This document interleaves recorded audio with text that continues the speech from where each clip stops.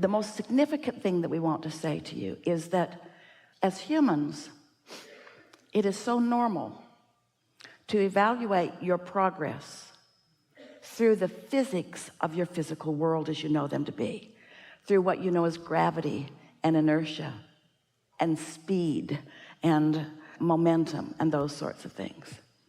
When you meditate on a regular basis and allow your vibration to rise, in other words, meditation means focusing in a way that your normal thoughts stop, which means all resistance stops, which means you allow your vibration to rise, which means you sync up with that pure positive energy, non-resistant vibration. There's such power in that. So when you allow yourself to connect with that source energy, now while you're moving around with the people in your world who are competing with their trying to edge each other out, and we don't want to be disrespectful, but the mundaneness of approaching life in a physical way, and you allow the non-physical energies to orchestrate for you on your behalf, that's when you begin to discover the true speed, the true clarity, the true cooperative components of this universe. Esther remembers when she was a kid living at home in her little town, and her school were only a few blocks away, and she walked everywhere, sometimes on a bicycle, but usually walking. And she can remember that feeling of just not being able to walk fast enough, and she couldn't really run in her snow boots with her books and such, so she was just plodding and just wishing that there was some way that she could just move faster.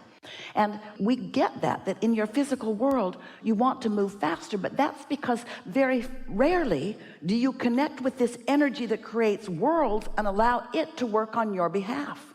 And when you start doing that so that you're there for the rendezvous with the moment rather than slogging along trying to make everything go. This is a scanty analogy, but it's like when you get into your vehicle, you don't get under the hood and work with the pistons. There probably aren't even any pistons there anymore, or the belts and pulleys.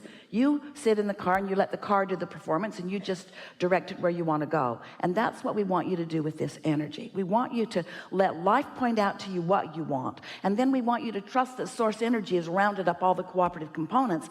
And then we want all of your work to be about chilling, about finding the clarity, about finding the sincere emotions that feel like security and well-being and liveliness and eagerness and love and appreciation.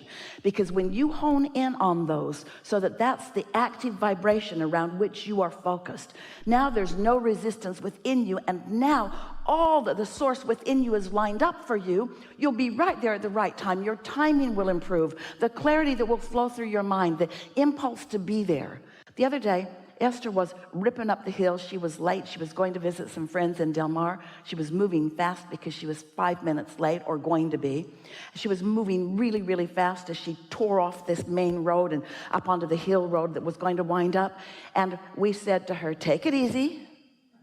She hears us because she's tuned to us, and she slowed right down. And in that moment, 5 SUVs, big black ones, just like the one she drives. She drives herself around, only she's the chauffeur.